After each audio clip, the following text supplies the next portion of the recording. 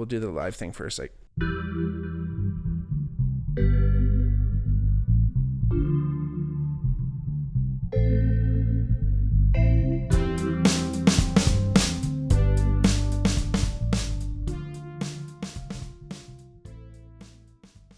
hey everybody, welcome back to the Bigmark podcast. It's me, your host, Bigmark.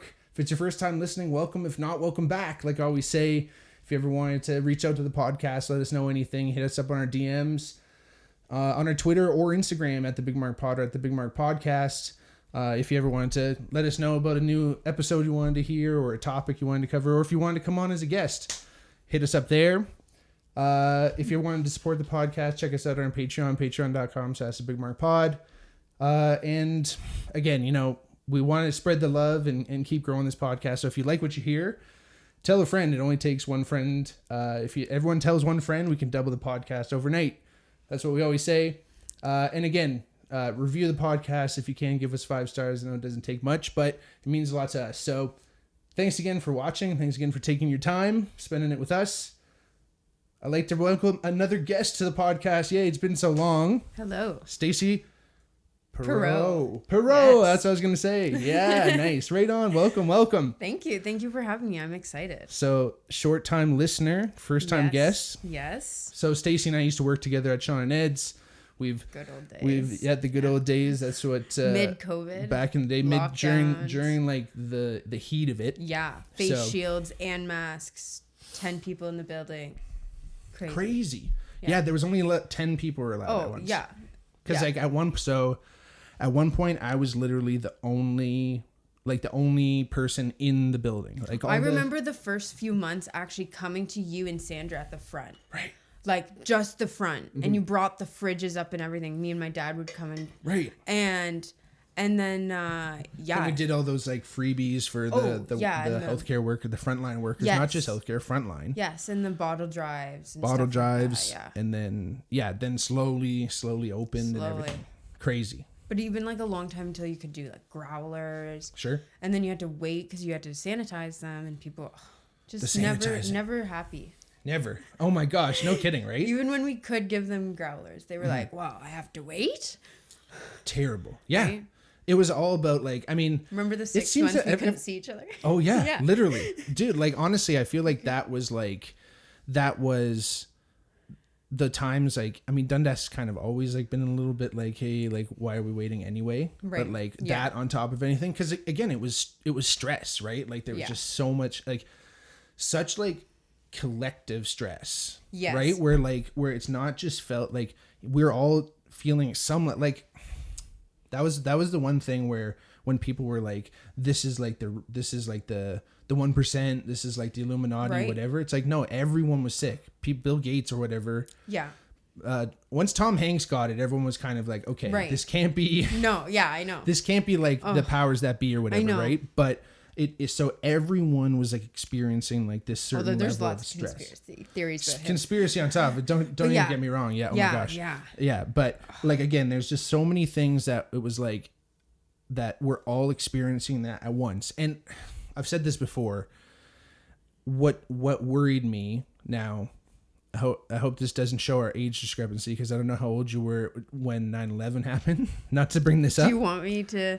You can say. I was under a year. Okay, so when that happened, I was like in grade 5. Right, yeah. And when that happened, it was like, even back then, I felt like this weird collective, like, because it was like emanating from New York City. Because in New York City itself, people say, like I've heard on like interviews and podcasts, where people were letting people go in traffic, saying hey to everyone. It was like everyone was together to not only, and it wasn't about like fighting terrorism or being. It was just the bigger picture of like humanity. It was about fixing. Yeah, it was humanity, and also just like cleaning up New York City, saving the people that could be saved. All the firefighters doing their things, and the first response workers risking their lives and dying. Everyone saw that all happen, and it just was like, and literally, I don't know, like, again, I was obviously like a kid. What are you in grade 5? Like, or I could tell I was 10. So like when you're like, even back then, I somehow felt this weird like feeling of that, and it emanated especially like through the East Coast, more or less. and across the world. And People like they need said, something like to be passionate about. totally. Well, Yeah. it was that, and but it was based in love in a weird Right. way. I think it Right. truly was like, well, not in a weird way, It but radiated, so much. Yeah. in that same sense. So, and I kind of wish that happened with COVID and in a weird way. And I almost expected it to happen. Right. It because I split experienced that, but because it was so individual and it separated everyone. Right. You had to be 6 feet Right. away. Yeah. Your own loved Literally, ones were dangerous and you were dangerous to them. And that whole Put thing, yourself in a bubble. Yeah. you had to, if you were going to like follow the rules. And of course, a lot And of if people you go didn't. out, protect yourself, right? And wear all the equipment and everything like that. And Based on this like major fear. like, honestly, I think this is the first time I'm really seeing you without a mask. Sure. Honestly. Yeah. Like barely ever. I think only It when you wasn't that performed. shed, right? Yeah, exactly. Or yeah. like before I worked there. Sure. I went there honestly, for years it's since been it that long. opened. Yeah, My really. dad's been going there. Yeah. Yeah, because like, I mean, Him and Chris I and guess them. I guess they dropped the mask mandates a while ago, but then you left shed, so it was Only to the public. Like I still wear a mask every day at work. True. That's true. So I Right. mean, I'm not in a hospital now. Hospitals don't have to wear them even. Sure, But we aren't. But that's one thing that really no one should be that upset about, because like realistically, Yeah, I'm not. You're right, and not that you, And not that I'm saying that you, No, but no, like, no. It bothers me, the ones that are. Yeah. right, where it's like I don't think anyone really ever understood the actual like uses of those Right. masks, right? Like Right. they were never really to protect yourself; it was to protect others. But that's where the separation occurred. And People it's are crazy, way like- too selfish. and that's like a crazy like psychic Right. like Because it's uncomfortable. It's itchy. I can't breathe. all that. Right? But I just like like- wearing lipstick. Like all the things that it inconveniences you. Right. People are literally living off of ventilators. Sure. I know. How much are they inconvenienced? I know. Right. Like, yeah, exactly. Like, how much do you have to give up? Like, you're Right. nothing compared to what some other people have. But again, I think this whole separation of everything that went along, not only the masks that like almost dehumanized us in a way too, right? Right. Like we didn't see each other's whole face. And that was like, man, like it's so funny. Yo, shout out Ryan from, he's at Forefathers now. You're the man. If you're listening to this, I hope it don't hurt your feelings. But when I was training this, you remember Ryan? Yeah. I was training him. Yes. I was training him, and he had a mask on the whole time. Right. And then as soon as you were allowed to drop it, I was like, I didn't recognize him. I was literally like, who are yeah. you? Yeah. Like in my head, and I was like, oh, I kind of put two and two together. But like, again, like our brains obviously are set up to see like a person's whole Right. face. Yeah. And if we can't, It actually fills it in. 100%. Oh my it has God. to. That's crazy when the face reveal comes. Oh, It's never right. no. Never. It's never right. It's actually crazy how was it more handsome wrong or your beautiful for you? I usually thought the person was more handsome or beautiful. I have to admit. Yeah. Yeah. That's But- probably the common tendency. But like, yeah. What did you feel? I don't know. I think it always surprised me. I don't know. Definitely. Yeah. I don't know. I figured I was never good at it. I guess it like, don't get me wrong, it definitely went both ways. Yeah. But on most, I just expected the person to be better looking, I guess. No offense to anybody. Maybe it's just that like the color of the masks and just the way it is, it's just unflattering on anyone. Ugh, definitely. Or maybe it's like and I felt insecurities it of your sometimes own. when I pulled it down. I saw the disappointment come over people's faces too. So I get it.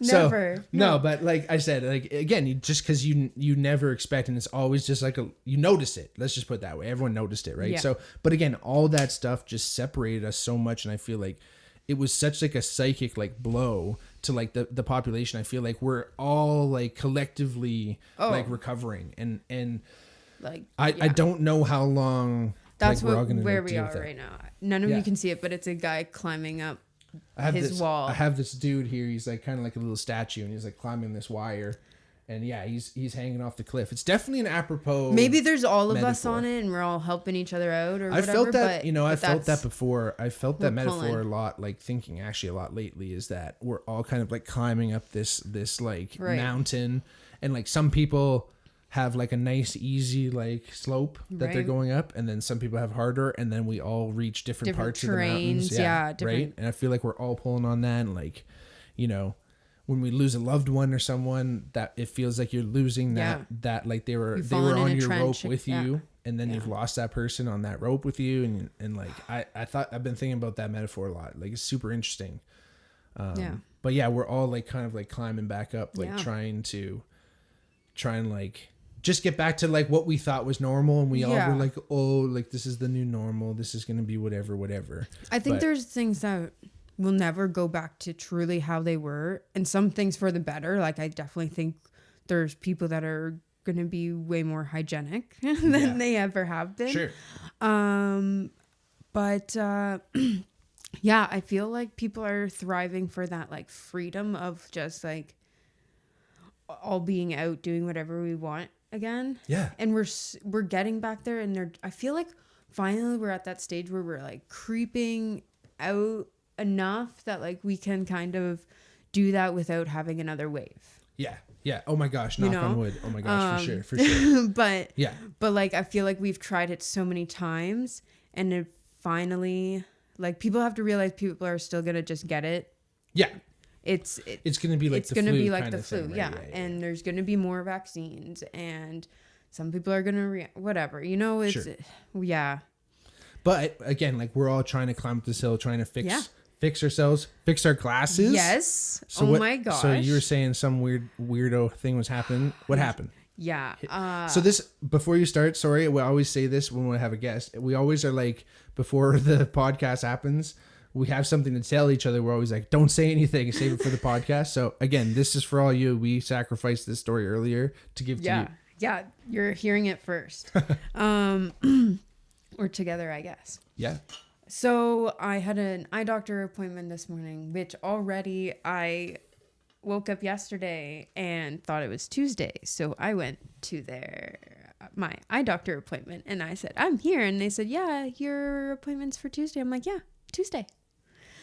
And I was like, oh, okay, yeah. Oh, no. Right. So I drove back home. Oh, no. You were just that early. Right. I brought my sleeping bag. What do you mean? I'll have my trailer outside. No, so I went there back this morning, and I sit down at like the machine, right? Right. And I give them my glasses, and the girl's like, okay, let me just go. I guess they put it through, I don't know, something to check. I don't know. Right. She's going to go around there, and as she's doing it, she like drops it on the floor, but she's stepping, so she like kind of kicks them. And the arm breaks off. Oh, no. And she, like, picks it up, and she's like, well, like, do you have problems with the arms of your glasses? I'm like, no, I've never had a problem with them before. Right. I was like, dude, like, this young tech, like, you broke my glasses. Like, yeah. The worst. That's the worst thing you can do. This place, my eye doctor, never acknowledged that they dropped it, that they needed to do anything for it. I was getting livid, but when I get upset or mad, I get emotional and cry. Oh no. So then I was like, how am I gonna stand up for myself or get anything done or get my way when they're only gonna see the tears, and they don't take you seriously when you're crying? Oh, right? Yeah. Especially a young girl. No. Right. So I had to go through my eye exam with my broken glasses. Come on. Because they said they could not fix them. Their solution was to like drill a new hole, and then like this side has like this spring action, and like they couldn't fix it. And I was like, well, okay. I didn't get them from there because I like another place for my frames. Sure. So I was like, okay, well, maybe I'll go and get them to fix it. And at the end of my appointment, I was like, okay, so I'll just send you the invoice. And they're like, no.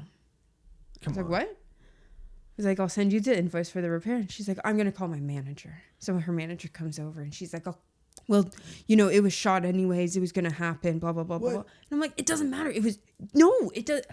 What do you mean? I'm the clumsiest person. Sure. In the 5 minutes I've been here, I've dropped everything I've owned. And like, I've never had a problem with these glasses. They feel durable from the day I've gotten them. And sure.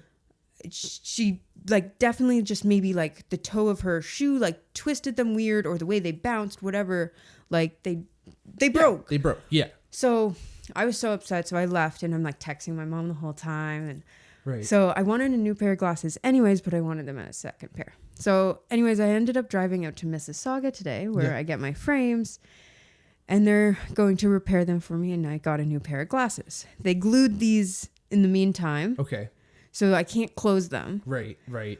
But I'm next week or whatever, I'll go back out and get them fixed. Yeah. My dad called the eye doctor after. Nice. And they didn't, the manager who wasn't in the room denied that they fell on the floor. And she said, no, she didn't. The eye tech had them in her hands and they disintegrated basically. And I was like, no. What? Well, even still, like even if it they were on my disintegrated in face, your I hands, you drove had with some them weird, here. Yeah. And none of them were concerned about how I was getting home. What if you don't It's know an what my eye license, doctor. Right? What? I don't have contacts. That's like going into a place with like if you were in a wheelchair. That's like going to get your wheelchair fixed or taking a wheel. Not even the orthopedic surgeon, Yes. and they break your wheelchair and they're like, nah, you're fine. Yeah. Walk home. Yeah. That's nuts. Yeah. That's terrible. Oh my God. So the real Bigmark stepped in, and what happened? What else? No, like literally, like my dad's like, I think we'll just put some bad Google reviews, and they've lost some customers. Shit. And they made me pay for my eye exam. Right. Jesus, My on top of all that? Yeah, like that's what I was trying to like, no, they wouldn't let me What? off. Yeah. That's fucked. Yeah. Come on. So that was like all before like 9 o'clock in the morning. What a start to the day. Oh, yeah. No kidding. Brutal. And this is, again, like we're all like, it's the worst place that's going to happen. Like they're supposed to be helping you see, and then they literally broke the thing that helps you see. And they make you feel so helpless. That's but that's like, I'm like, that's just they so, have like, that's like, I don't know, weirdly specific. you know what's so funny? Like, I found how this can so you do that? ironic. They had this huge like printout of Ancaster on the wall, like a map, tiniest font you can, like I was sitting this far from it, like literally a foot away from my face, and I could not see a face. I mean, I couldn't put my glasses on. They were in my lap in broken. pieces. Shit. But like, and I was trying not to cry and calm myself down and, you know, do my breathing and Right. and everything. And I'm like, what am I doing? I'm pretending I'm looking at this. I can't see it. Mm-hmm.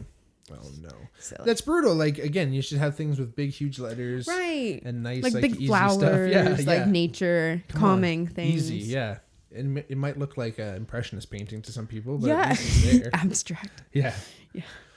I wonder, like, I don't know if you have friends like, you know, have experienced stuff like that, but like, I feel like with, you know, we talk about it all the time on this podcast and stuff too, and like using psychedelics in a way that's like, you know, kind of accessible. That's what we want to talk about. Yeah. In this. So, you know, I feel like when people are acting in that like crazy denial thing, becomes this huge ego thing, and that's always where I feel you need a release. Psychedelics can always like, and again, like I've talked about it, and like you've probably heard me talk about on the podcast. I'm a big fan. Yeah. Right. And thank you for listening. I binged.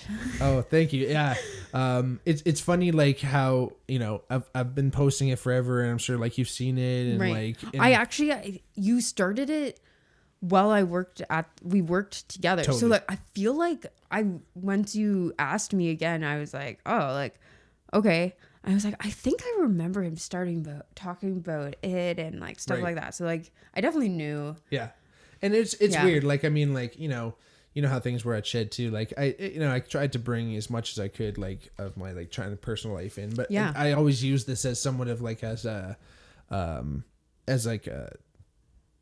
form of expression in that sense. Like, especially with like the solo ones. I've said this before in the podcast too, where it's like, you know, I feel like some of those solo episodes, like I get to kind of just like carry thoughts out that I probably normally wouldn't. And like, not that some I like people journal and it's basically I'm sitting there talking to myself, but at least I have like a camera and like people listening on the other end. Yeah. Thankfully, you get some input. See, there's proof that people are listening. Yeah. I'm not just talking into outer space, which that might be happening. Is that, I mean, things are getting beamed out. Yeah. It might be like literally bouncing into space. I mean, maybe like, there's an alien listening to this episode. You could even go as basic as shout out aliens. Like just like saying things out into the atmosphere and like saying that's like space and Well, radio for sure. manifestation. Radio for sure. Oh, They know yeah. that for sure. Yeah, Radio radio. signals literally go out in space. Crazy. So like, and they, unless they hit something that's going to absorb them completely, they Right. keep going. Right. I'm gonna have to be honest. I don't know how technology works at all.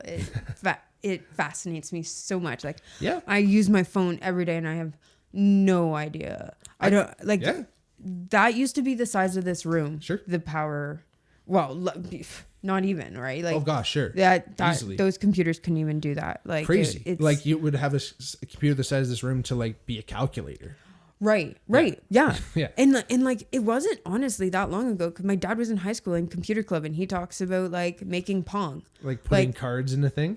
Yeah, like 0 1 1 0 0. Like, no, like literally programming. Right. They had he talked about making a dice game and Sick. having to like program that you press the button and it like spins the dice and you try to like That's sick. And And you- it has like a randomizer in it. yeah.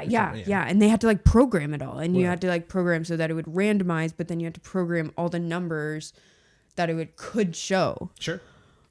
right? Insane. Yeah. Well, that's the thing. Like all this stuff is obviously like, I think that's the one thing that like people even younger than yourself too, like Yeah. the really young generations right now that are coming into this world, that there's so much technology. Right, with a phone in their hand. Insane. Like Apple like Watch. the Yeah. like, you know, I'm like late millennial kind of thing. We're kind of like the last generation to really experience like a little bit of both. Yeah. Right, where like most of my childhood none of this stuff existed. Yeah. But by the time I was like in high school and like university for sure, things were like really Right. really Yeah, spinning, really going. you know, with iPhones and like all that like internet technology and everything, and social media and all that stuff that like, you know, obviously evolved along Right. with technology. Yeah. And I think that's like, and again, like back to your point, I don't really know what the science is behind like a bunch of this stuff either, right? Like I kind of know how to use some of this stuff, Right. right? Like obviously as a tool, but like really the nitty gritty, how much of us Like, really know? Do you know anything on a motherboard? No. Right. 100%. Yeah. No. Like I definitely didn't Like like do circuits and all- computer no. class or any of that No. stuff. Yeah. Like none of that stuff like makes sense to me. So it really fascinates me that like, I don't know. I guess I just like constantly never take for granted what's in front of me. Sure. Or like I try not to as much as I can. Sure. You know. Yeah, As you have mindful as I can be. Yeah. Yeah, it's fascinating. I mean, I've never actually gone into anything to like try to learn. Sure. I think that I don't have anything to do with it, and Mm-hmm. I would have had an interest if I needed to do something with it. Sure. Right? Yeah. But yeah, back to opening the mind. Yeah, Yeah. absolutely. Again, that ego thing where that Yes. where that place of negativity comes from, right? Mm-hmm. Like I feel like that's where it's needed, and like again, we were saying before, that opening of the mind, right? Yeah, you need to have opening of the mind for sure and get that flow state and everything like that. And I think that it definitely brings us together, and you get, especially when you can experience, not necessarily you have to experience it with that person or whatever, but I also think having more people experience it Right. can bring people together. Like me and you have never experienced anything. I don't even think we've drank together. Right. Yeah. Exactly. Really? Yeah. Like we've worked together, which Exactly. sometimes isn't the best stimulation No. Right. for a relationship. Right. But I think that it definitely connects us on a whole nother plane or realm. Well, that again, is- like meditation even and stuff too, right? Like Yeah. I know you've had experience with meditation where like that, even without having to do psychedelics, right? Like you can do that. You can just be like, you can meditate, and it's like this. I've said this too, where it's like meditation is this stepping stone. So Right. I think like if you work hard enough, you can kind of get the same experiences with psychedelics. Right. Right. Right. Like where If you use it properly, for sure. right. I Like, think anything in moderation Sure. without those things, you have Sure. to be careful and go into it with the the right mindsets, right? Right. I think if you are going into it for the wrong reasons, Mm-hmm. already have negative thoughts about certain things that you're worried about, it's gonna be coming up. Like you gotta be, you know, write some stuff down. Like that's what I've been doing. Yeah. And I've been saying that it's opened up my mind. Right. Like I'm not constantly thinking about those things. And if I want to, sure, I can go to the book and have time dedicated to those things because they're right there. Sure. Yeah. You know? 100%. Yeah. And I think that opening, like, I feel like we've gotten away from that so far, like as a society, from like experiencing that open mind thing. I think, you know, like the 60s and stuff, somewhat apropos of your fit today, the like hippie era was like, let's get to that point. And then like the 70s and Vietnam happened, and like all kinds of like really shitty things happen as it does, and the economy crashed and and like all these things to kind got of a like lot harder. hammer down that feeling. It's never gone away, because I don't think you can really kill you can even see it with the drug use back then. Like it got harder drugs, partier drugs. It wasn't. And a lot of that, sadly, look at the Woodstocks. Sure. Oh my God. Well, yeah, especially like the like that's a whole its own thing. Like, but like, yeah, even 69 was insane, but like the different approach. Right. I mean, I would hope that nowadays, if we, not that we should ever try to do that again, but if we were, I would hope that it would be similar to the 69 again. Sure. You know, where we're at a little more open-minded, right? A little more, the people that Hopefully would go we've all would watched the documentary. Right.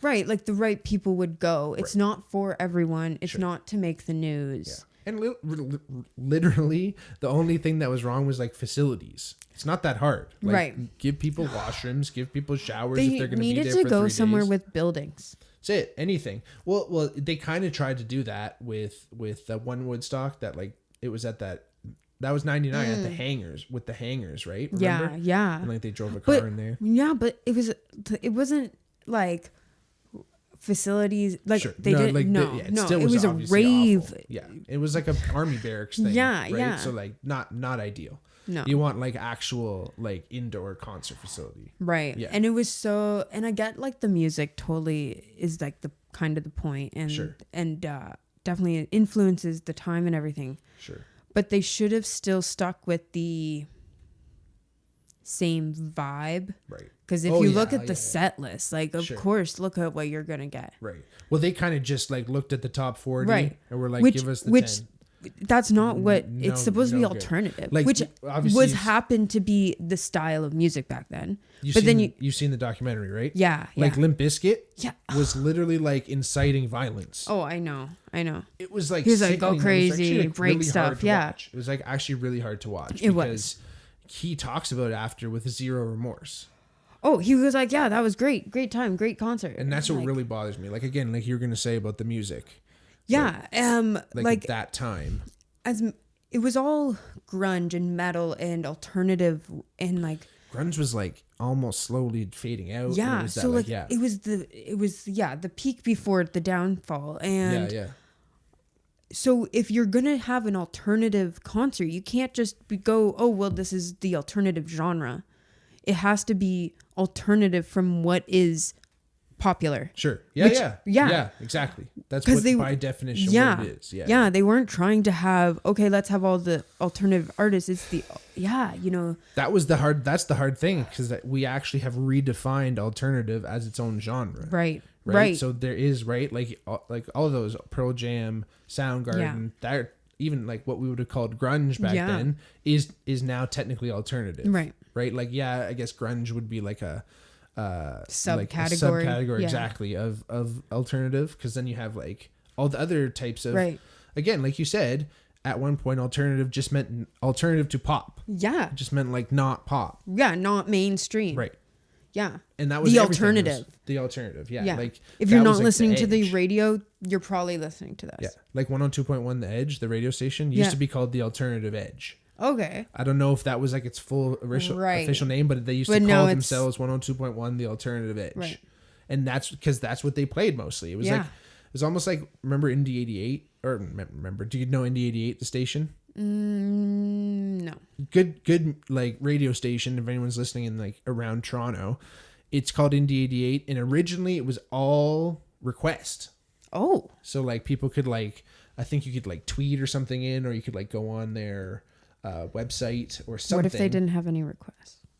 They had like someone like curating it, but just like blank. Yeah, and that's like I think they probably got to that point a bit, because then they eventually started having programming, and they kind of like built it up from like they almost like crowdfunded this radio station. Right. It seems like maybe I'm talking out of turn, but that's like kind of how they started, and then they like, but they mostly played. Or they at least like they almost played everything that people requested, so it was pretty eclectic, right? But it kind of skewed towards again indie, alternative stuff. Like that's I think they called themselves Indie 88 right off the bat, so it immediately attracted people that would say. But like I remember listening to it like late at night, and you'd hear like classic rock songs, you'd hear like more dancey songs. Would they try to like make the mix like a good, or like was it? Yeah, it literally was choppy, seemed like fully as they came in right off the bat. If I recall, and this would have been like 2012 kind of thing. If I recall, it was just like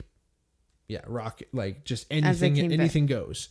And then now it's more like legitimately indie, like where they're playing like they censor it a little more probably. Yeah, like I couldn't even honestly I feel like bad. We couldn't put in the Macarena. I don't think so. Right. Like, they might have like an all request hour, but they're kind of doing like they even get into more like I don't know if I'd go as far as saying it's like dance, like EDM. Okay. I think, but they get into like fairly like indie pop, which again is like kind of a weird misnomer of a genre. Yeah, because honestly, what is pop? Yeah, just what's popular. Technically, what it meant, like the Beatles were pop, Elvis was pop. Yeah, Jimi Hendrix but he's was also pop. rock, like rock and roll. And like yes, but that means that rock and roll was the popular genre. So that's the weird thing, right? So pop becomes, and then like it just, I think it just changes by definition of time, right? Because like Britney Spears was pop, but what is she otherwise?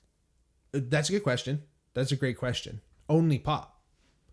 So yeah, I guess there are some artists that are like you can't because like Florida Georgia Line, right? Like you can say Cruise, country. You know, like that might be considered a pop song. It was on all top 40s. Right, totally. But you can at least say that it's a country. You can put like a country pop, or you can say pop country. You can at least attach something. But there are then artists like Justin like Spears Timberlake or Justin Timberlake. For sure, you know, the he boy bands. He depending on what he can do, you could maybe say he's R&B. True. Yes, he has won a lot of those awards. Totally. Yeah, Justin Timberlake's a black kid for sure. But yeah, no, he's like R&B, like but yeah, like NSYNC right is pop. Has he ever got boy like bands soul? Were pop? Like what's that? Yeah, or is that soul? I guess is an interesting genre in itself. I think it's just like a little more ballad kind of based R&B songs, but R&B can be like super chill and slow. A little more. I think soul. I almost imagine soul having like some horns involved, maybe. Okay. I don't know. See, this is like, so being in a band, I always we ran into the same issue like with Reckless Harbor when we were trying to figure out like what genre we were going to call ourselves, because we're obviously folk. Like you've kind of seen us do our thing, right? So which we're playing, if you guys are listening to this on Busker Fest. Well, Busker Fest, hopefully, and at least Cactus Fest again. And Mark said he's going to get us on the big stage. Yes. So that'd be jokes. Nice. But if you're listening to this when it comes out on Wednesday, May 31st, 2023, if you're listening to this, unless you're an alien in space, Thursday, June 1st at Sean and Ed's, Reckless Harbor is playing.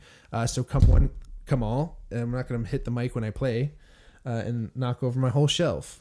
I got to get a better stand for this whole thing. I think you should do a little DIY wood shelving floating shelves. Ooh, yeah.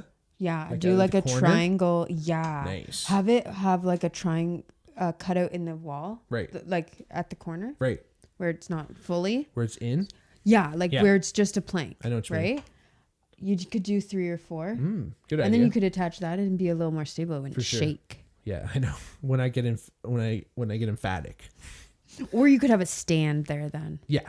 I think I might go stand eventually. Yeah. But yeah, anyway, to finish my thought, come check us out. Sean and Ed's Reckless Harbor. We're playing there June 1st, 2023. So that's going to be fun. But you've seen us play. So like we're 4-piece. I play bass. we got guitar, we got banjo, we got violin. Yeah. And How many of you sing? all of us. Awesome. And Cool melodies. we're like, for sure, that's like a folk setup. Like, Yeah. there's no Yeah. doubt. However, we also have a mandolin. We also have well, actually, we also have a mandolin is the other instrument, but we all switch instruments. But I play an electric bass. So it's not like one of those big, like, stand up, boom, Right. boom, boom, boom, like, which it would be very traditionally folk. Like, Right. extremely could not Yeah. say that we're Yeah. like mad traditional. Have you ever And heard of plus we all chopped sing. liver? No. The band? Yeah. Really? I've never heard of them either, but they shout out if you guys listen. I worked at a curling club Yeah. and and Granite? yes, And Dundas. yes. Yeah. And Dundas, everyone. I'm just joking. Fundas. Don't get mad at me. My friend in university, if you're listening, Sarah, shout out. You used to say Dundas. You know you did. Oh my God. Crazy. Anyway. great place. Yes, the Granite. They came because they liked like the signs and stuff and everything. And so they brought all of their instruments onto the ice and played and had their photo shoot for their Whoa, sick. album cover. Oh, that's so cool. Yeah, and then they came back and like dropped it off. I have Nice. their CD. It's actually still wrapped. Is it? Oh, Well, sorry, chop liver. Well, you know, the pictures What on did the they front. chop liver? Yeah. So you got what you got out of it. Yeah. I But got. have you listened to their music though? Oh shit! Shout out. Shout out. You should go listen. Tell me how it is. Yeah. But they're like folky. Oh like, yeah, that they were kind good of- on the stage. I mean, I don't know why they Like were you even. saw them play. Yeah. Well, no. Okay, they played on the ice. They're pretending to? Yeah, Yeah. but they were all playing music Oh, because cool. there was people curling, Oh wow. and so the people curling were like, "Are you gonna play or just stand there?" And they're like, "I guess we can play." And they're like, "Play us something." And Oh, so right they on. did. Nice. Yeah, they Oh, got that's a cool. standing ovation, sliding. Yeah. I've only curled once. Yeah. And I only fell once. I fell pretty severely though. Like I didn't hurt myself, but I went down bad. Like I was like trying to kick the rocks around. That's why I was dumb. I was showing off. I should have just let the other people deal with it. Yeah. I was like, oh, fuck. And I they're like heavy kicked rocks. one, or like I went to kick one and just put too much weight on one foot, and it just came right out from under me. Yeah, you have to and I watch was the done. 1 foot slippery. Especially that. I think I'd taken the tape off my foot at that point. I didn't have the nice It's shoes. still ice. Like It's still ice. It's definitely still ice. like unless you're wearing literally cleats in it, like Sure. you still It's have the still chance pure of ice. falling. Yeah, even though it's like pebbled or whatever. Yeah, Yeah. it's not like it's grippy. No. Right. No. But yeah, so like they had that like traditional folk setup kind of Mm-hmm. thing, right? So like again, it depends, like because there's all types of like iterations of folk music too, right? Yeah. Like indie folk, indie this, whatever. So we did land on indie folk, Right. and the reason being is because like we have like a crazy eclectic background. Like our like it's hard to say if we have the lead singer because everyone kind of shares singing. But Trevor, our banjo player, sorry, because he also plays guitar. It's hard to say. Trevor in our band, he like was like a lead singer of this other like wicked rock band. Our Lauren, who's in our band, Lauren, who's in our band too, is like knows all about like gear and like has written a lot of songs on his own. And, like is like kind of newer to like playing with a band. The violin player John Harley, he's like my buddy that we were in another band together. So I don't know if you were working behind the bar yet, but when my band Elixir played behind there, we had like a huge show in like, you know, like if you're facing the brew house, like to the left. Okay. So we put the stage there and we had like a bunch of people in there. It was pretty cool. But he was in that band, so like him and I have had tons of experience together, Playing, and we all have this crazy like background of interest. Like Lauren, I'd say, is probably the most like traditional folk interest, like encyclopedia knowing about cool folk bands, and he brings that knowledge to it. John Harley like is like basically like university level violin, like concert level, like could play like in an orchestra, like amazing. He's like has that, so he has like all that knowledge, plus like he's into like Radiohead and like cool bands, and like so he has all that put together. I have like a very eclectic, like in high school I listen to mostly like rap because like sorry, that's a lie. All my buddies listen to mostly rap because again, that was like the popular genre back then.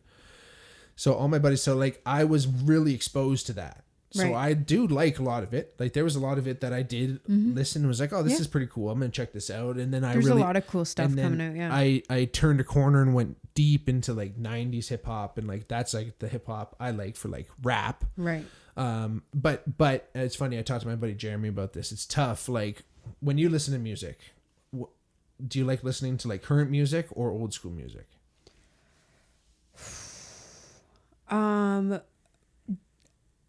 Big time both. Cool.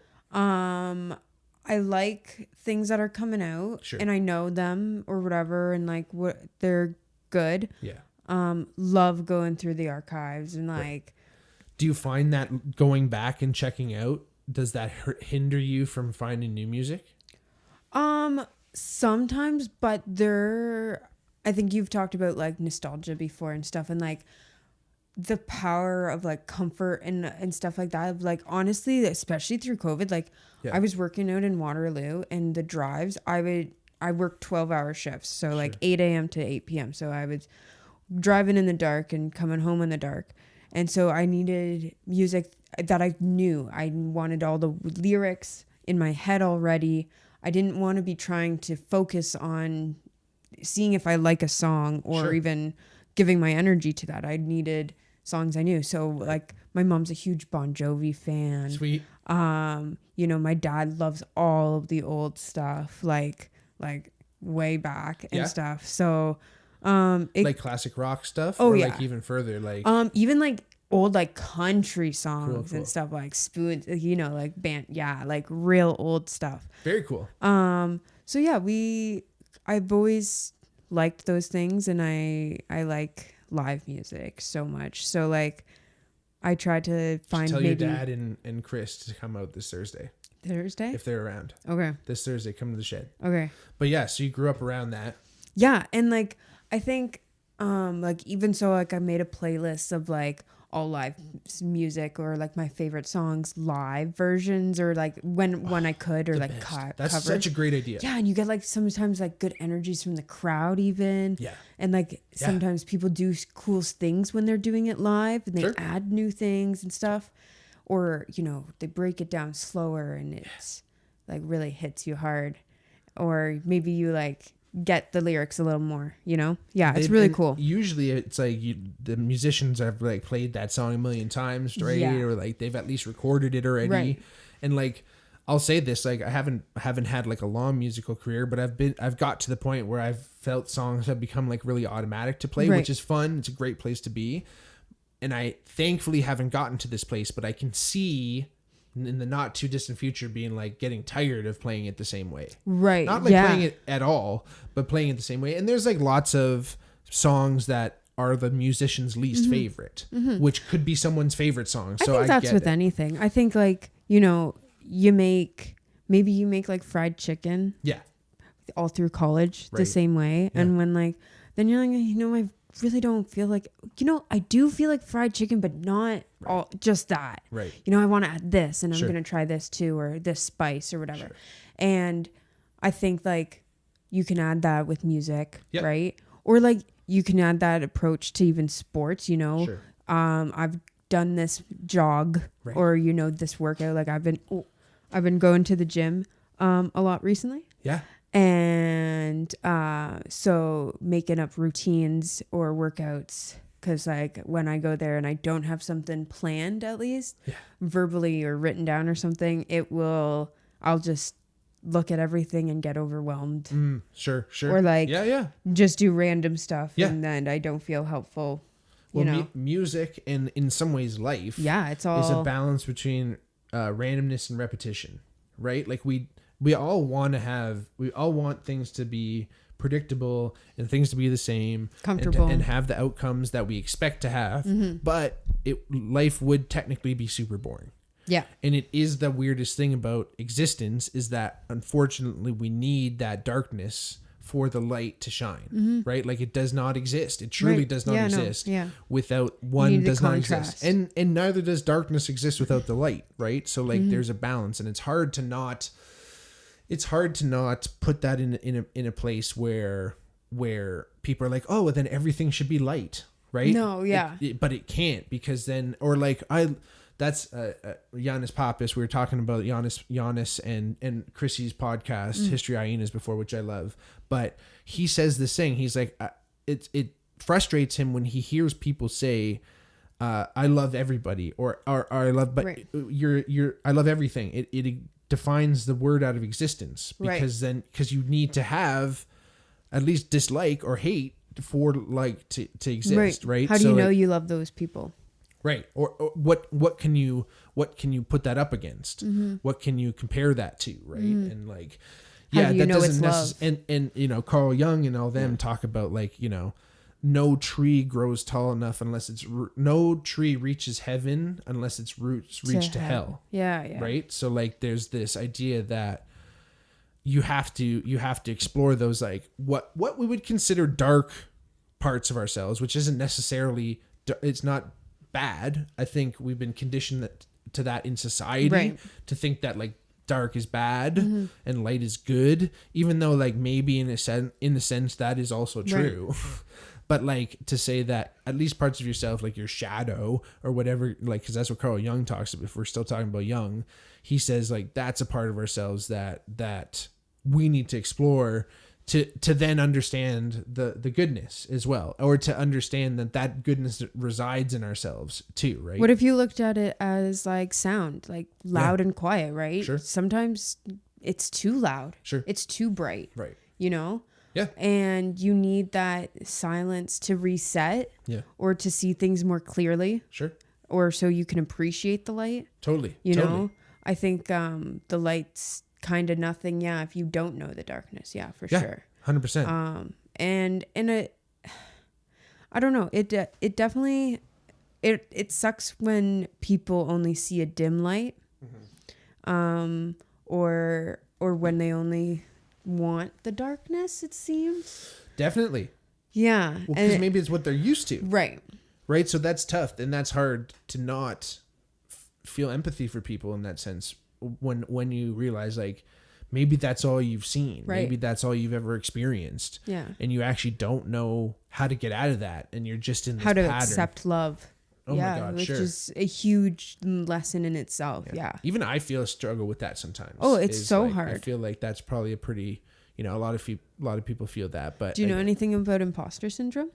Sure. Okay. Yeah. Yeah, like all the time. I feel it. Oh, I felt it huge coming here. Yeah? Yeah.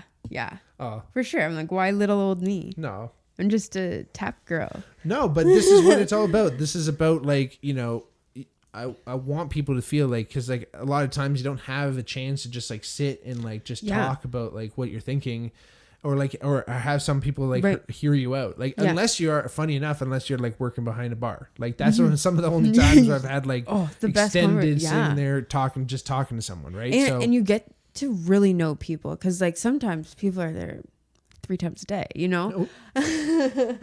and or like they're like 3 or 4 times a week, and you get to really know them, and some of them genuinely care about the staff, you know. Oh gosh, sure. Especially like, you know, as a student, they're like willing to support full-heartedly, and it's great. And I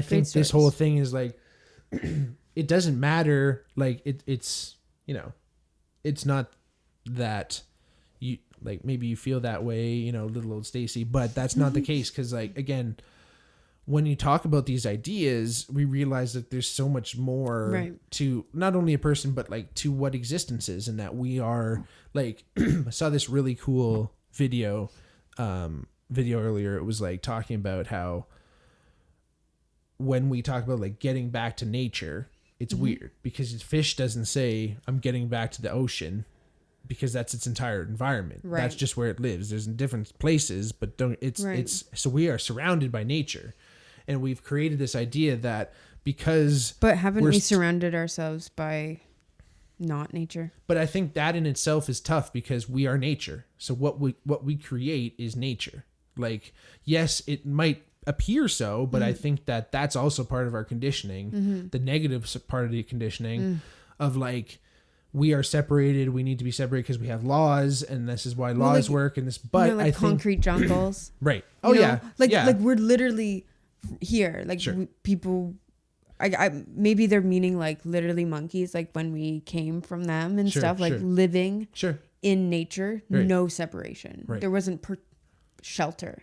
Right. Yeah, but even the idea that like two trees are two separate entities, right? Like, or that you and I are separate entities. Like, there's some spiritual veil or some reason we've all convinced ourselves in this existence, in this simulation, whatever you want to call it, that we've chosen to enter in. At some point, we could have been like, before we were born, we could have been these cosmic beings that said, hey, I want to go experience what it's like to be human.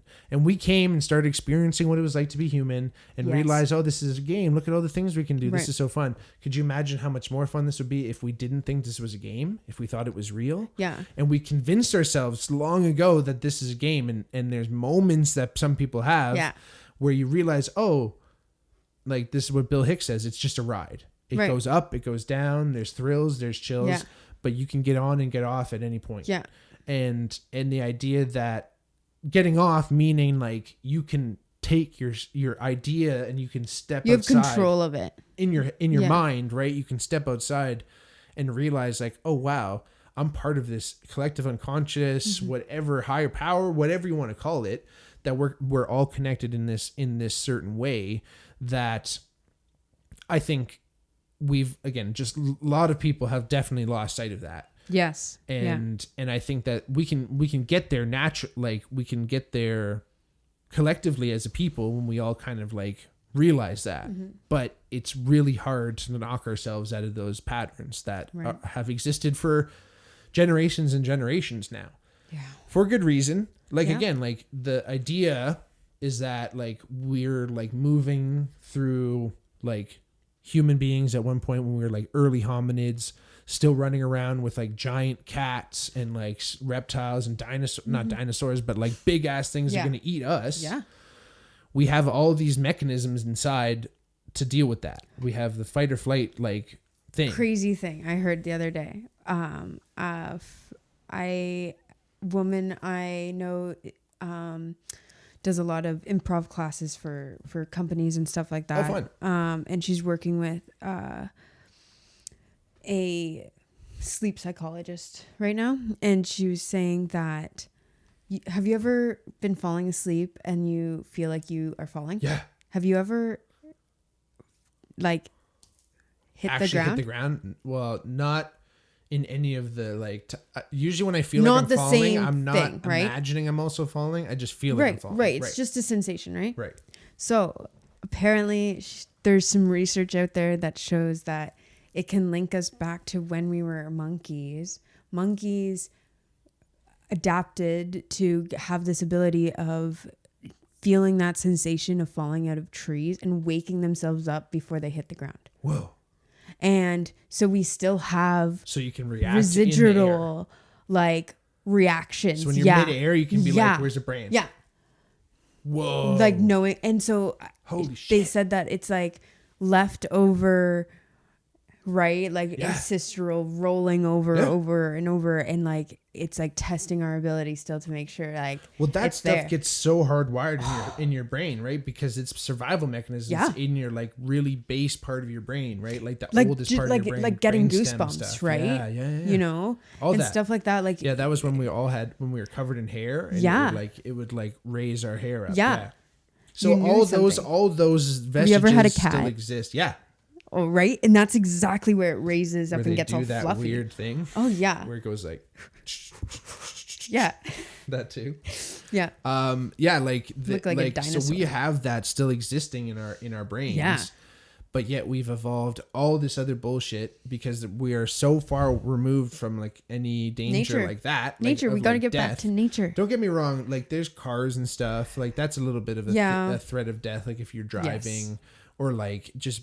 But overall, day to day, if you're in like a first world nation, you're not like your life isn't always threatened. It depends, maybe, unfortunately, if you're at like statistically, if you're in like a rough neighborhood, you might be more worried about like getting shot or like seeing a crackhead like here. No, did you hear the paper? Oh no. Yeah, in Hamilton. In Hamilton, this is awful. But fuck. Anyway, in Hamilton, there was this couple that was unfortunately killed by their landlord. Yeah. He had like a mess of guns, and they had a dispute that apparently was ongoing. Yes. I heard that they were about to move out too, which is awful. Right. But yeah, he killed this like young couple. They were like late 20s. Yeah, I think 27 and 28. Engaged.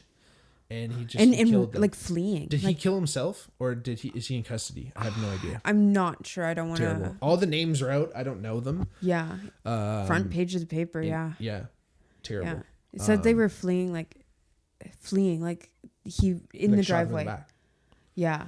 Outside of the house. That's pure snappage. Yeah, like neighbors saw. Oh, it was the lengths that you have to get, be driven to, like, right? Like, although it begs the question, like, if he didn't, like, I don't want to necessarily bring up this argument because I don't think we should ban guns because there's a lot of other uses for guns, obviously. You just need stricter laws. Most of the time, a person who's going to save you from a person with a gun is a person with a gun. And I get that there's a weird, like, escalation there, but, like, it's a weird, like, it does create a sense of safety in certain ways, but also, like, again, it's just the dangers of weapons, I guess. But, like, you know, a friend of mine was killed with a person who bought their gun legally. So like, it doesn't matter how, like, and even if you said nothing's legal, people are going to buy guns. Like, unfortunately, right. People have guns for protection because it is truly an ultimate protection, but you can unfortunately use it as an offensive weapon. And then people want to hunt. So obviously it's tough. Right. It's always such a hard line to cross because you can't ban guns because there's people that just hunt and have fun. I have a lot of friends who hunt. Or even for survival. And for true survival. Like, there's people living in like Alaska and shit. Or again, you need it because you want to protect your store. And sometimes people are fucked. Like, there's no doubt, like, you can't stop people that are driven to places by their own volition or other circumstances, and they're going to try and rob you. Yeah. And unfortunately, the only thing is to threaten their lives. It doesn't mean you have to kill them. Yeah. There's none of this means anyone's killing. And in fact, having a gun, both parties have a gun. Most of the time, they don't shoot each other. It's usually a party that doesn't have a gun getting shot with someone with a gun. Mm-hmm. Obviously, terrible school shootings, things like that. It's rarely is the violence where, a lot of times there's like shootouts, don't get me wrong, like gang violence. But most of the time, except that, where there wasn't like, explicit, like, hey, there's like shootouts. There's usually a victim usually a victim that doesn't have the gun. Right. But if they both had the gun, potentially that threat. So again, this is an ethical soup that everybody has, like, especially in America or in like a lot in Canada too, politically have gotten into this heated debate, right? But I don't know if he didn't have the gun and he was pissed, no. Although I do want to try hunting. I don't know. Have you heard my hunting podcast episode yet? No. There is one. Not on my top of my priority. I know, because you've been going through the ones they actually want to hear first, so it's fine.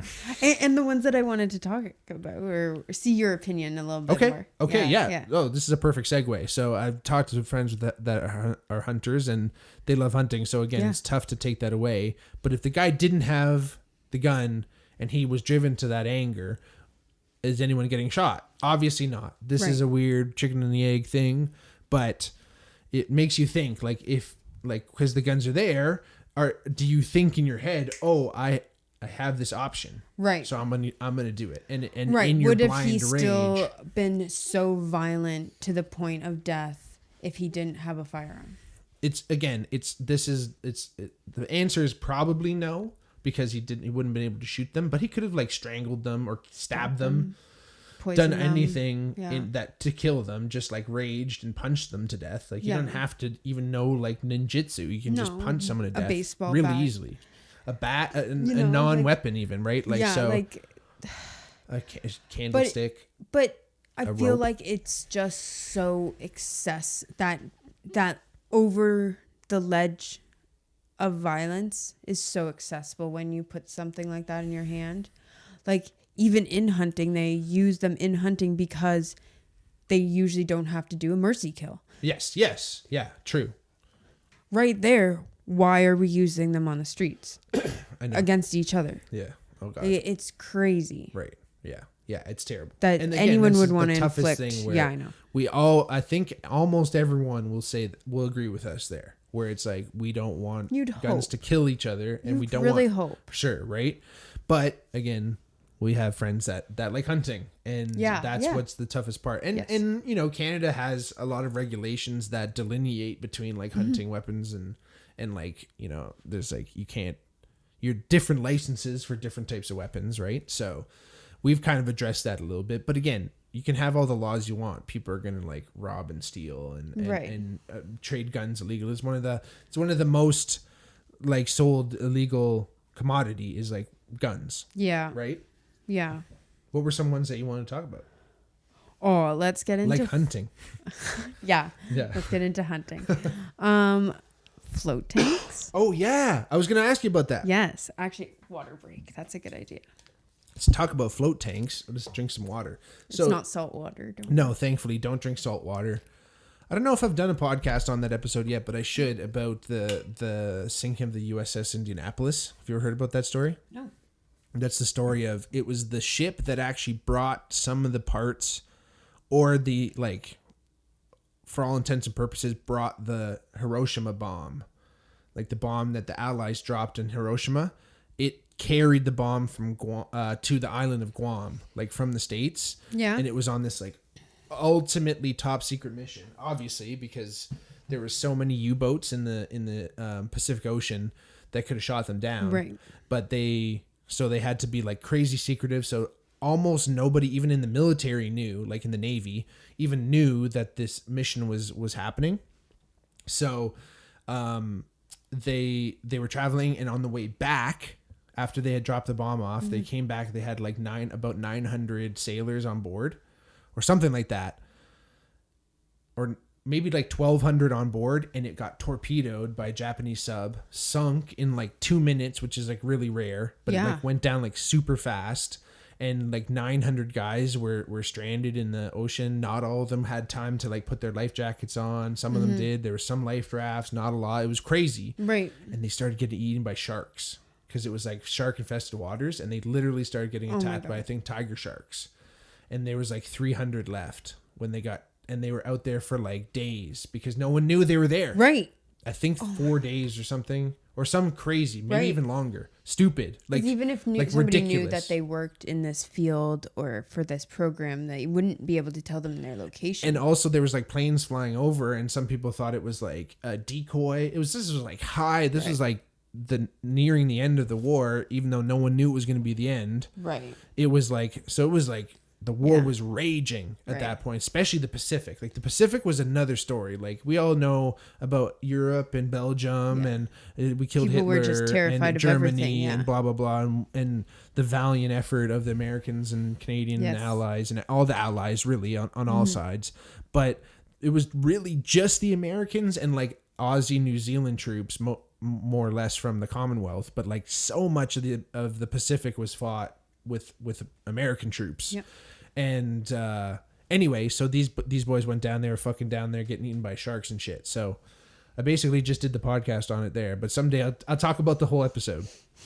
But why did I even bring that up? Float tanks. Yeah, talking about float tanks. Oh my god. Anyway, nice segue there. Okay, so I'm gonna get my notebook. Yes. So I did some prep work before my float.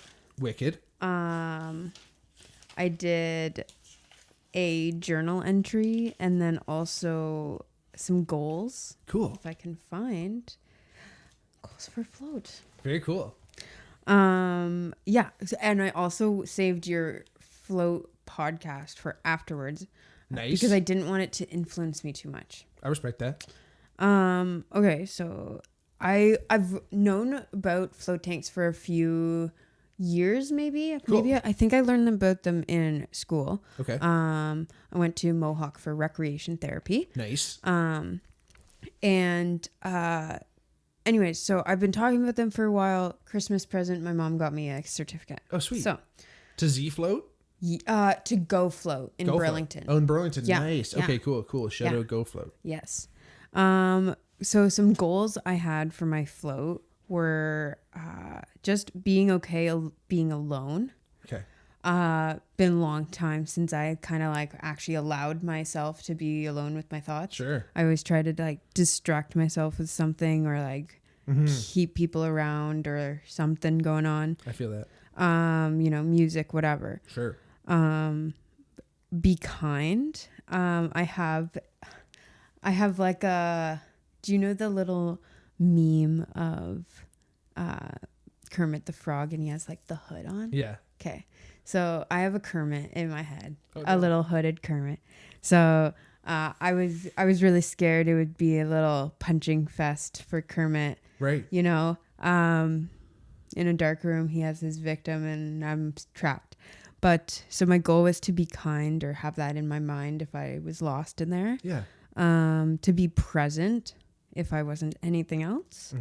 And another one was to relax and breathe. If like other things were too overwhelming, just like focus on more of like the body part of it and like doing some breathing things. Yeah. And then if I had some time, I wanted to like maybe think about where to grow and like things maybe I have some weak parts. Yeah. That I could feel in there. Yeah. Yeah. And I may not get into like my journal entries about them, but they were pretty different. Yeah. Thank you for sharing. Yeah, no problem. I'll talk about it though. I was really nervous. Sure. Leading up to it, going in there. Yeah. Not knowing what to expect. Wanted it to be as beneficial as possible and help me to do all the right steps to get as much out of it as I could. Yeah. And I think I did. I came out of there and I felt great. I felt like there's like peace in me that I can like go to that place. Yeah. In my head and float. Sure. Or get like that same calmness inside myself. Yeah. Whether it's I'm overwhelmed or I'm just trying to sleep. Sure. Or, whatever. Totally. I also think my skin. Yeah. Amazing. It's still so soft. The Epsom salts. Tremendous. Like I there's times where I'm like getting dressed and I'm like, what did I just touch? Oh, wait, that's my skin. Yeah. It's like, oh yeah. And the magnesium's really good for you too. Yes. Yeah. So good. And it's so weird.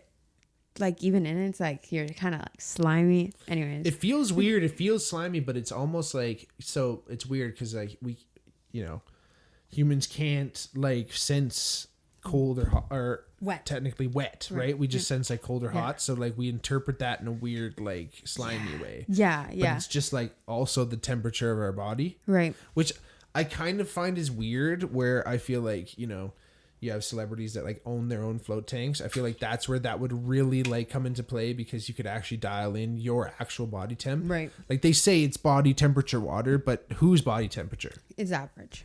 It's an average for sure. Yeah. So like some people have like I find I'm particularly warm, right? So when I was in it, I didn't feel like I was cold, but I could feel the water, right? Like where you're supposed to not feel the water. that was one of my experiences that I felt like I was floating in nothingness. Whoa. Oh cool. yeah. It was like those. I think I might have convinced myself to a little bit more, but yeah. I mean, I did like the pods we had. You had a room, and then you had like an 8 foot by 6 foot by 4 foot pod, like 10 inches of water or whatever it is. And there's it's like a room, or is it like a pod? Like you're in a room, and then a pod's in a room. Right. Okay. Okay. Yep. And yeah, you have that door, right, and everything, and it's like nice and warm when you go in. And but is the pod like a stall? Like it's like a room, or is it like literally like a bed almost? It is. It's like it's 8 feet long. Like it's like a big, like if you're getting into like a simulation, like those roller coasters. Yeah. Okay, that's what I'm thinking. Yeah. Because when I did it, it was in like a room. Yeah, you talked about like Because it was felt multiple like people? No, it was just me. Okay. But it was like, imagine me and my buddy went, but he went in a pod and I went in this room, and like they called it the float room, but essentially it was like, imagine like a shower stall with no shower head, and the water's it's filled. Okay. So it's like big. There's lots of headroom in it. Like if you reached out your arms, you couldn't touch anything. Right. So that really gave a sense of feeling in an expansive area. Right. But because I was kind of still like, I think because I'm pretty big, I was like on the bigger sides of it, because I sometimes would like float and hit the side. So I think that's what took me out of feeling like I was like completely in outer space. But continue. Yeah. I can totally understand that. There was times where you definitely had to, in the pods, kind of like still the water. Sure. Because when you're getting in, or like totally and stuff like that, you get all that, and then it does push you, right? And you're sitting there floating, and eventually you kind of created your own current. Sure. And so you kind of have to like hold yourself against the walls to like still it for a while.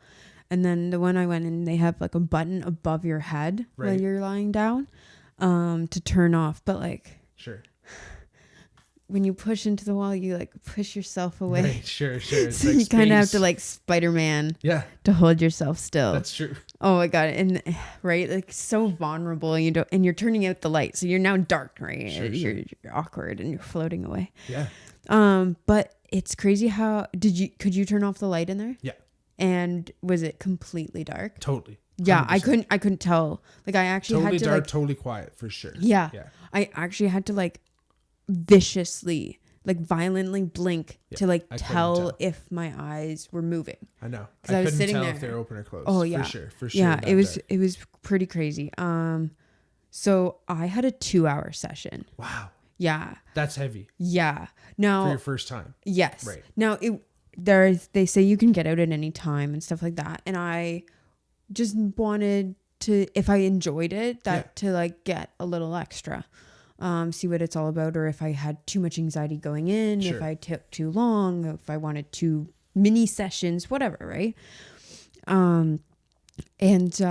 So like I went in there and I couldn't tell if it was like 2 minutes or 2 hours. That like the first little bit, you're like getting used to it, you're like whatever, and then it was like a solid like hour and 10 minutes until like I like kind of like came to. Whoa.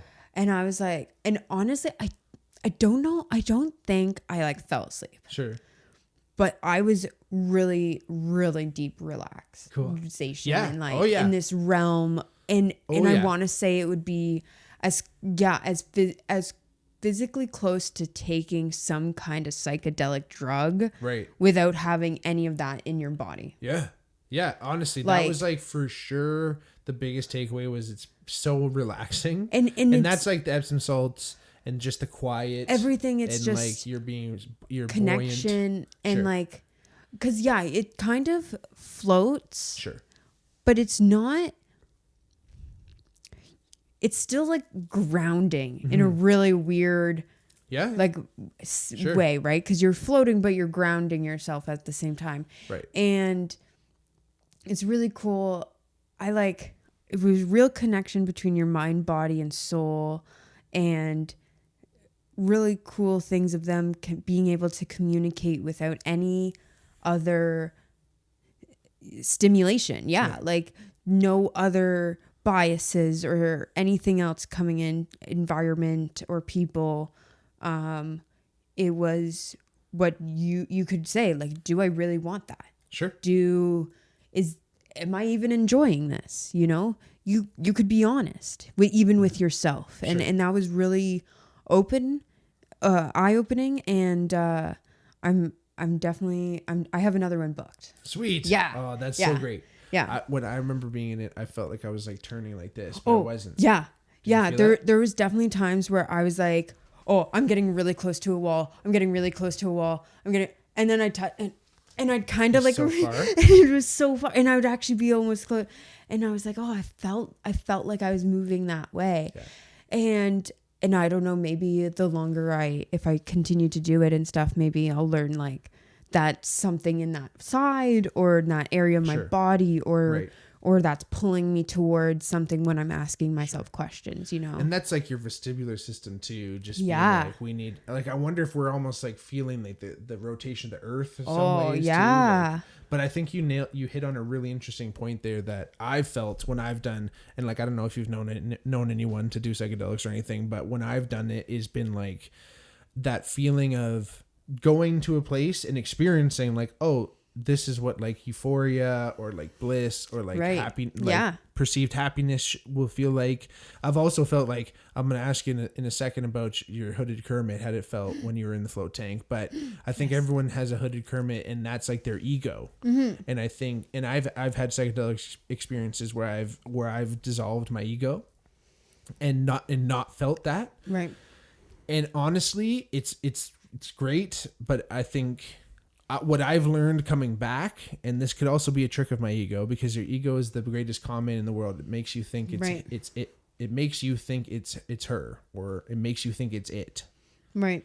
Like it's not really your conscience, but it's this weird voice that I think if we learn to use it in a healthy way, which maybe is this idea that we were talking about, the Jungian idea of like the shadow, is that if we can find a way to integrate the ego in a positive manner, because what the ego is to me is this irrational kind of like angry, like, look at me person who's like, I should be the center of attention. You should listen to me.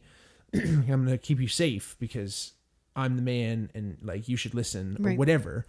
And I think it's a guide in like this 3D reality. Like, I think if we are these like spiritual beings that are potentially like immortal souls, we might be careless with these bodies that aren't. Right. So we need something to be like, hey man, if you jump off this bridge, you're going to break your legs, you're going to die. Right. Or if you turn the wheel too fast here, you're in trouble. Right. Right. So we need that voice, but we've allowed that a lot of people forget or are tricked that voice isn't them. Right. And then they start thinking it's them, and then that ego gets overinflated. Yeah. And we've all met people with large egos. Yes. And it's hard, right? And it's hard to deal with those type of people because they think that they're working in their best interest, but they're working in the interest of their ego. And that whole idea, I think, where you were like, oh, I'm worried about going in the float tank and maybe the bad Kermit's going to take over. Yeah. But did you feel that? How did you feel about the bad Kermit? Kermit never showed up. See, and this is why Kermit tells you that it's going to kick your ass, because it's not. Right. Because the ego is like a big balloon, and all it takes is one little, it looks huge. It's huge, but it takes one prick and it's nothing. It's filled with air. Right. I was kind of just thinking a way to kind of visualize what this is that we're kind of trying to explain. And like, as you were saying, I was kept seeing like somebody talking to themselves in a mirror, and like that person becoming, the worst version of that person, or how they would see it, Sure. Unwashed or just garbage in their teeth and just being nasty and mean or whatever it is. And, or however you see yourself in the worst ways, and just like shattering it. And like, or saying, or showing it some love. Right. Or like saying like, it's okay if it's in there with me. Yeah. Then he doesn't need to be there in there. Cause he's done his job. Right. Like when you face your fears, you kind of have to say your ego. Yeah. You have to separate it. I think, and separate it, but then also find a way to integrate it in a healthy way. Like recognize it, but never let it call the shots. Yeah. Which again is so hard. Right. And in emotional times, we're weakened to that kind of thing. Mm-hmm. And again, because we're emotional, because we have that stress response happening, we're more susceptible to that. And we don't have that same strength to hold off the ego. So it steps in harder. But again, it was built and it was alongside us however long we've been spiritual incarnations of human beings, if you ever want to look at it that way. Like, I don't know how this all works. It's always an interesting thing trying to like like consolidate like spirituality and like science sometimes, Yeah. right? So like evolution fits in there weird. So like maybe we were like occupying other beings, or maybe like Indians are right, and like Hindu and Buddhists are right that we do reincarnate, and we could have been like, we could be a cockroach in the next life. We could be a monkey. We could have been monkeys. Like everyone has like, that's where spirituality talks about, Stacie right? means she who will rise again. No way. Yeah. Whoa. In what language? Greek. Whoa. Yeah. Stacie. The way you spell my name is the Greek way. With the IE? Yeah. Stacie. Yeah. The kindness. Yeah. Yes. And weren't you there recently? No, I have never been to Greece. Ah, shit. You've been traveling recently. Yeah. Last year I was in, we went to Paris for about a week. Right. We went to Belgium and Amsterdam. Unreal. Yeah. Pretty sick. Disneyland. Yeah. It was pretty sick. So cool. And then actually not too long after, I was in Norway. Sick. On a little bit of a solo trip, and Right. I had a layover in Stockholm. Oh, wow.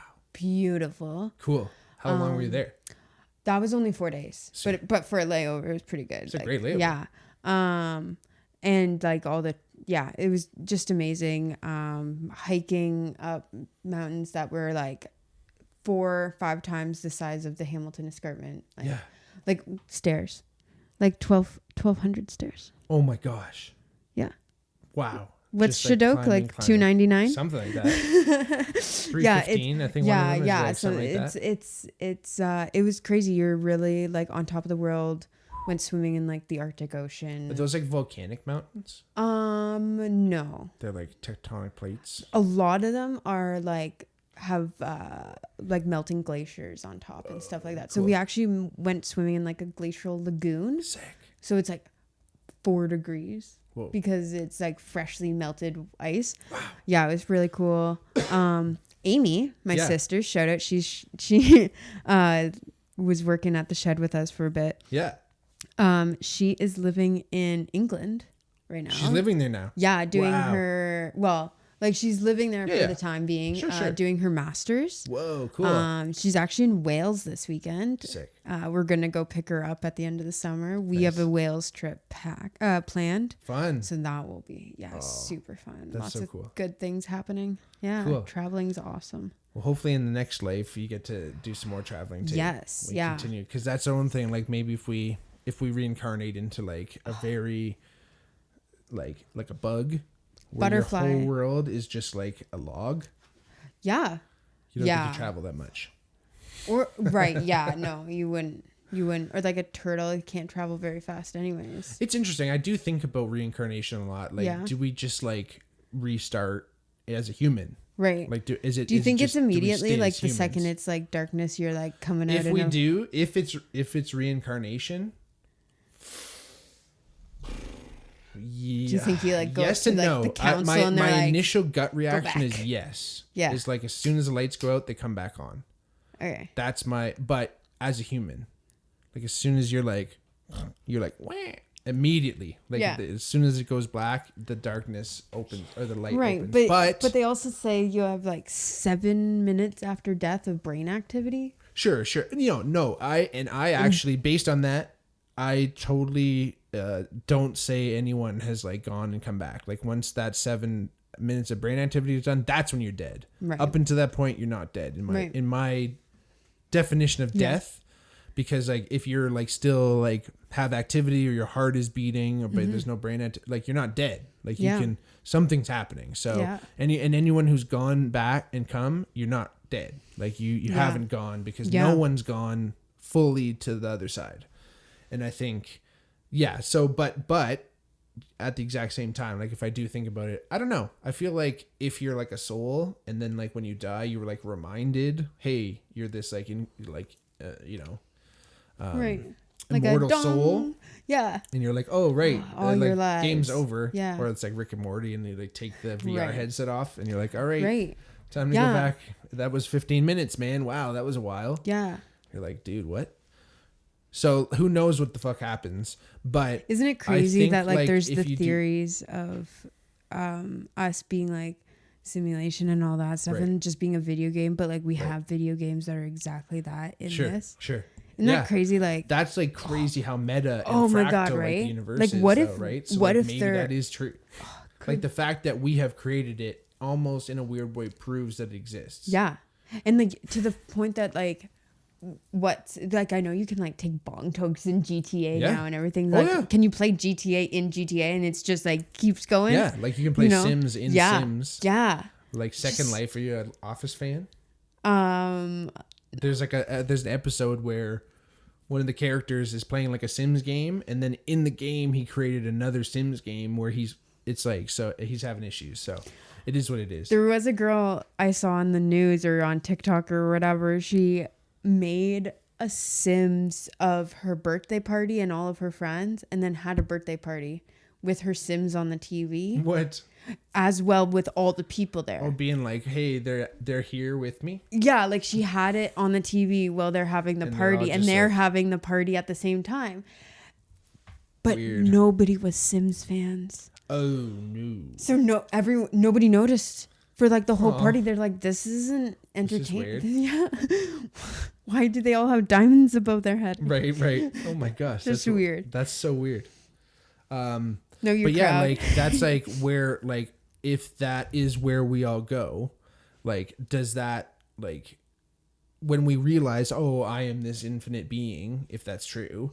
Yeah. Do you go, okay, I'm going to like go explore like the infinite cosmos or like other dimensions? Like maybe that's another thing too. Like maybe we enter another realm of consciousness or another like, cause even in this world, whether it's a simulation or not, we've determined that there's like 13 dimensions. Right. So like, what if we're able to like go into those other dimensions, or if it's like I don't know, if it's like an interstellar thing where we like we can just like keep regenerating into the future, or again, the possibilities are literally endless. But I think not a lot of people like put time to thinking about this, right? Right. Like, no. And I think that we'll only know when we get there. But so many people see this as in a fear-based sense, right? And I think like with meditation, float tanks, fun stuff, and like, you know, psychedelics and all that research and exploring the mind and expanding consciousness in that way, I think will help us at least feel more comfortable with those thoughts. Like those thoughts will exist. We are finite beings. We know we're finite beings. So we'll always be like met with that existential angst, but like that doesn't mean that it's all for shit. Right. So like, hopefully that could like, you know, at least like make our existence in this blip of reality, like more enjoyable or at least more tolerable. Yeah. Cause a lot of people are going through some heavy shit and, you know, the rising tide raises all ships. So I feel like if we can all bring the vibrations up, it will bring all vibrations up. That's cool. I heard a ship metaphor for COVID too. We're all in the same storm, but we all don't have the same ships. No kidding. That's for damn sure. Yeah. And so if, you know, we've all been beached and we're waiting for the tides to be on, and some of us are in, you know, yachts. Yep. and it's nice to hang out in. Yeah. And still, you know, they have their crew and a chef on board and their massager and everything like that.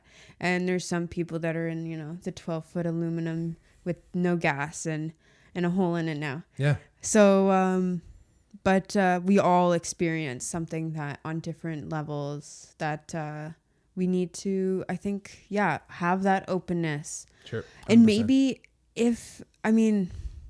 I don't know if you believe in higher power or a higher power individually, but maybe somebody, maybe even extraterrestrials were telling us, yo, you gotta start going together more or getting your heads together more. Sure. And maybe it was almost ironic that they had to separate us for this disease to get better, and we have to figure out how to get back onto that rope. Yeah, that's where I think where we started today too, right? Is that whole idea that it knocked us so off this course, right? Like whether by design or by not, or just pure happenstance, or the pure, you know, the, like Superman said, that the never-ending battle between good and evil. Yin and yang. It was winning. Darkness was winning for a bit. And I think now we're in this period of light's coming back, where and you we're need growing that both, light, yeah. and we're growing that, and we're getting together, and people are feeling more comfortable together. And I think that is just growing and growing. And again, hopefully we don't have any relapses, but again, learn how to keep going forward. And if something, God forbid, ever happens like this again, we'll realize that maybe we need to approach this with a little bit more love and compassion and open mind and open heart, and know that we're not all that different. Yeah, maybe we can get each other sick, but understanding that comes from each other, because I am you and you are me, right? It's there's no real difference, but we just perceive that. And again, we've had years and years of that being reinforced. So we're going to have years and years of having to recover from that. Yeah. But I think when we have conversations like this, it adds, if it's a big pile and it's good and bad and whatever, and people are throwing their chips in and events happen, and a lot went in the bad pile for a bit. But I think stuff like this, we just keep throwing it in the good pile, and it just keeps building up, because we do want balance. Again, like we talked about earlier, right? We want balance. Everything in moderation, I would say. Yeah. Definitely, except moderation. Yeah. Well, I think that's an awesome place to kind of like finish it up here. That was so much fun. How'd you feel? It was great. It was great. Awesome. Do you want people to find you anywhere? Sure. You can find me on Instagram at thewall_31. Nice. Yeah, that's basically it. Wicked. Unreal. If you need any rec therapy needs. Yeah. Yep. Go check out the wall. Yes. _31. Yeah. 31. Unreal. That was my first basketball number that I got to choose, was 31, because born March 31st. So I was like, I'll just do 31. I'm a goalie in hockey. Nice. And that's a good goalie number? Yeah. Okay. And the wall. Nice. Oh, that makes sense. Everyone's like, you didn't go with Brodeur. You didn't go with 30? No, He was Brodeur, right? Brodeur were 30, right? Like Patrick Waugh? I think Brodeur was 29. Patrick might have been.